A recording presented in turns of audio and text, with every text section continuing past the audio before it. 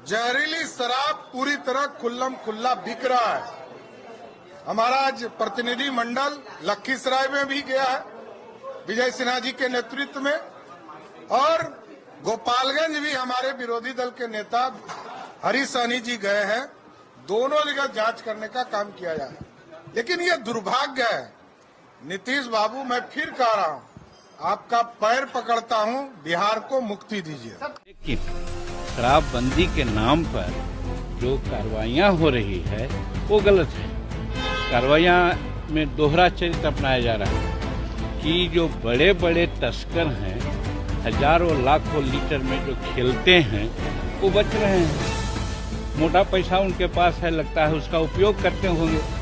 और हम तो नीतीश कुमार जी को धन्यवाद देते हैं कि शायद हमारे कहने पर ही वो तीसरा समीक्षा किया और इस कानून की समीक्षा में उन्होंने कह दिया कि जो शराब पी करके कहीं जा रहा हो उसको पकड़ने की जरूरत नहीं है। या नमस्कार। भले ही ये वीडियो पुराना हो जब ये नेता प्रतिपक्ष थे बिहार विधानसभा में, लेकिन सवाल आज भी वही है। आज ये सत्ता में चले गए हैं, लेकिन सवाल आज भी वही है। आज भी बिहार में शराब बंद है और शराबबंदी की स्थिति आज भी वही का वही है, भले उससे और बद से बदतर हो गया है। आज ये सवाल तेजस्वी यादव कह रहे हैं, जो पहले सम्राट चौधरी कह रहे थे, आज तेजस्वी यादव कह रहे हैं, क्योंकि आज वो नेता प्रतिपक्ष हैं। लेकिन सत्ता में आते ही ये लोग क्यों भूल जाते हैं?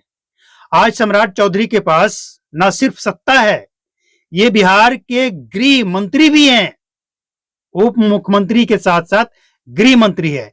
और इनके पास आज इतना पावर है कि आज अगर ये चाह लेना, आज अगर ये चाह लें कि बिहार का हर एक पुलिस वाला सुधर जाए, तो इनके अंदर क्षमता ये सुधार सकते हैं।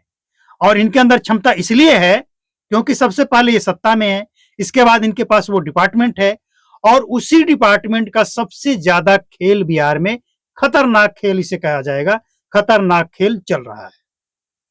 बिहार में पुलिस वाले वाकई एकदम ईमानदारी से चाह ले कि बिहार में शराब ना बिके, एकदम एक बोतल कहीं ना मिले, तो क्या संभव है? नहीं। लेकिन बिहार में शराबबंदी कानून को 10 साल होने को है, और ये 10 साल में जो कुछ भी आज है, ये सब जो देन है ना, ये बिहार पुलिस का ही देन है।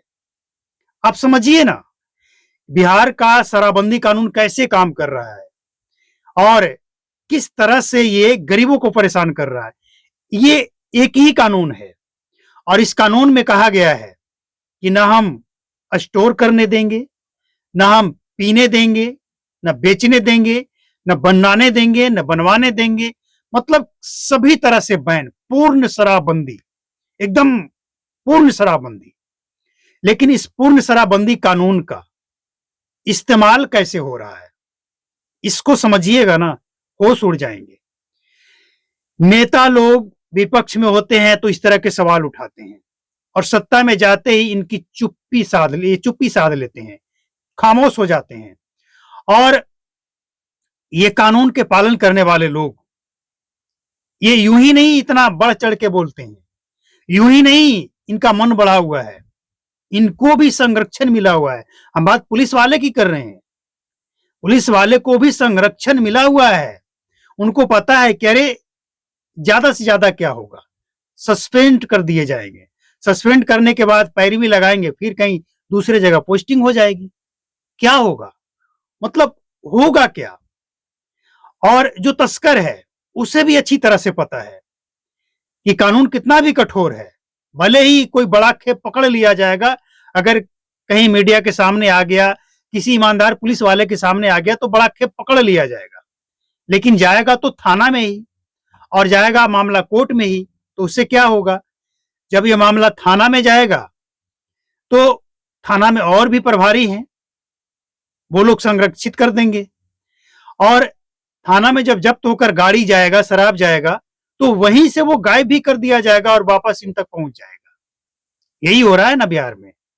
तो जब तस्करों को भी पता है, अगर कोर्ट में भी जाएंगे तो नेताओं का संरक्षण मिला हुआ है, सबका संरक्षण मिला हुआ है। तो ये कानून कैसे काम कर रहा है? सत्ता में आते ही इनको सब कुछ अच्छा लगता है और विपक्ष में जाते ही सब कुछ ऐसा लगता है इनको कि जैसे सरकार ही शराब बेचवा रही है, पुलिस बेचवा रही है। मतलब जितना कमी है सब सरकार में और पुलिस में ही नजर आने लगता है। लेकिन सत्ता में आते ही सरकार और पुलिस सब बहुत बेहतर है, बहुत अच्छा काम हो रहा है। हर जगह पुलिस वाले देखिए पकड़ रहे हैं, शराब पीने वाले को जेल भेज रहे हैं, बेचने वाले को जेल भेज रहे हैं। लेकिन किसे भेज रहे हैं? पटना में 1 करोड़ का शराब पकड़ा गया, उसका मालिक कौन था पता लगा। और इससे पहले कई बार लाखों करोड़ों का शराब पकड़ा गया, लेकिन उसका मालिक कौन था आज तक किसी को नहीं पता है और पता चलेगा भी नहीं। कारण है सब संरक्षित होते हैं, सबको पता है लेकिन कोई मुंह नहीं खोलेगा। तो ये हाल है और इसीलिए आज सीधा सवाल सम्राट चौधरी से है कि आज तो आपके पास पावर भी है, सत्ता भी है, सब कुछ आपके हाथों में है, फिर भी अगर आज बिहार में ये हाल है और अभी हाल ही में सीतामढ़ी में जहरीली शराब से एक व्यक्ति का मौत भी हुआ है, तो आज तो कम से कम इंसाफ मिल जाए तब मानेंगे ना। देखिए तेजस्वी यादव जब ये सवाल उठाते थे विपक्ष में होकर, आज भी अगर वो सवाल उठाते हैं तो उनके ऊपर लोगों को भरोसा नहीं होता था कि ये कुछ नहीं करेंगे, क्योंकि वो भले सत्ता में थे लेकिन भाई गृह विभाग तो नीतीश कुमार के पास हुआ करता था। लेकिन आज जो है ना सम्राट चौधरी से उम्मीद और विश्वास इसलिए है कि ये एक्शन भी लेते हैं, ये कार्रवाई भी करते हैं और कार्रवाई जो करते हैं ना वो दिखता भी है।